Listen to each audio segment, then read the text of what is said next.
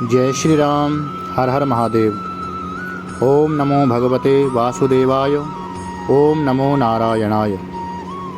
आप सभी धर्म प्रेमियों का संजय शास्त्री चैनल पर हार्दिक अभिनंदन, स्वागत है। आज हम बात करेंगे अधिक मास में आने वाली एकादशी के बारे में। किस नाम से इसे बोला जाता है, इस एकादशी का क्या महात्म्य है, इस व्रत को कैसे करना चाहिए, इस व्रत को करने से हमें क्या फल मिलता है, इन सब बातों का आज हम चर्चा करेंगे। तो एक समय धर्मराज युधिष्ठिर जी कहने लगे कि हे प्रभु, हे केशव, हे नारायण, आपने सभी एकादशियों का विस्तार पूर्वक वर्णन मुझे सुनाया। अब आप कृपा करके मुझे अधिक मास के शुक्ल पक्ष की एकादशी का क्या नाम है, उस व्रत की क्या विधि है, इसके बारे में मुझे बताइए। तो भगवान बोले कि हे राजन, अधिक मास शुक्ल पक्ष में जो एकादशी आती है वह पद्मिनी एकादशी भी कहलाती है, कमला एकादशी भी कहलाती है। वैसे तो वर्ष में 24 एकादशियाँ होती है, परंतु जब अधिक मास या मल मास आता है तो इनकी संख्या बढ़ करके 26 हो जाती है। जो पद्मिनी एकादशी शुक्ल पक्ष और परमा एकादशी जो है कृष्ण पक्ष के नाम से जानी जाती है। यह एकादशी का व्रत करने की विधि है।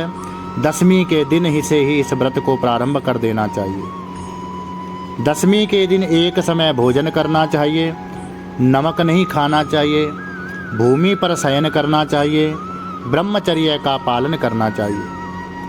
और एकादशी के दिन ब्रह्म मुहूर्त में प्रातः काल उठ करके स्नान आदि से निवृत्त होकर के जल में गंगा जल मिला करके स्नान आदि करें।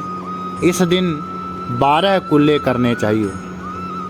सूर्योदय से पहले उत्तम तीर्थ में स्नान करें। गोबर, मिट्टी, तिल, कुसा, आंवले के चूर्ण से विधि पूर्वक हमें स्नान करना चाहिए। श्वेत वस्त्र धारण करके भगवान विष्णु के मंदिर में जाकर पूजा अर्चना करें। ओम नमो भगवते वासुदेवाय, इस मंत्र का जप करते रहें। तो भगवान कृष्ण बोले कि हे युधिष्ठिर, पुरुषोत्तम मास में अनेक पुण्यों को देने वाली जो एकादशी का नाम पद्मिनी एकादशी है। इसका व्रत करने से मनुष्य को 4 चीज़ों की प्राप्ति होती है: धर्म, अर्थ, काम, मोक्ष। और अंत में वह जीव जो है वैकुंठ को जाता है, जो मनुष्यों के लिए बहुत ही दुर्लभ है। तो आइए अब हम जानते हैं पद्मिनी एकादशी की कथा के बारे में। तो हे मुनिवर, पूर्व काल त्रेता युग में हेहय नाम का एक राजा के वंश में कृतवीर्य नाम का एक राजा महिष्मतिपुरी में राज्य करता था।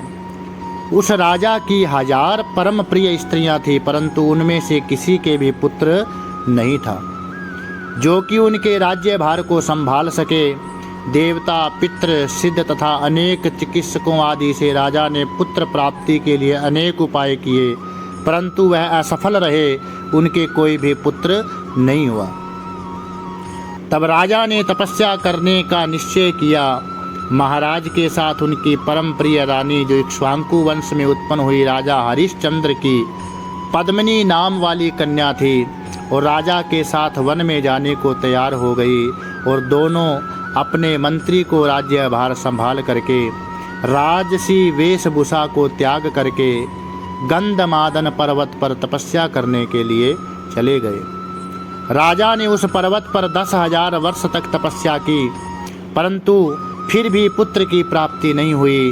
तब पतिव्रता नारी कमल नयनी पद्मिनी ने अनुसुईया से कहा कि 12 मास से अधिक महत्वपूर्ण मल मास होता है, जो 32 मास पश्चात आता है। 32 महीने के बाद जो है मल मास आता है, उसमें द्वादशी युक्त पद्मिनी एकादशी शुक्ल पक्ष की एकादशी का जागरण करना और व्रत करना, इससे तुम्हारी सारी मनोकामना पूर्ण होगी। इस व्रत के करने से भगवान तुम पर प्रसन्न होकर के तुम्हें शीघ्र ही पुत्र देंगे। रानी पद्मिनी ने पुत्र प्राप्ति की इच्छा को लेकर पद्मिनी एकादशी का व्रत किया, वह एकादशी को निराहार रहकर रात्रि में जागरण करती। इस व्रत से प्रसन्न होकर के भगवान विष्णु ने उन्हें पुत्र प्राप्ति का वरदान दे दिया। इसी के प्रभाव से पद्मिनी के घर में कार्तवीर्य नामक पुत्र हुआ, जो बहुत बलवान, और उसके सामने तीनों लोकों में कोई बलवान नहीं था। तीनों लोकों में भगवान के सिवा उसको जीतने का साहस किसी में नहीं था।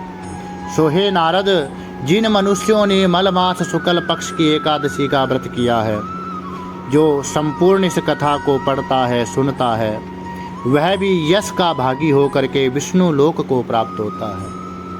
और पद्मिनी एकादशी का व्रत करने से मनवांछित फल की प्राप्ति होती है।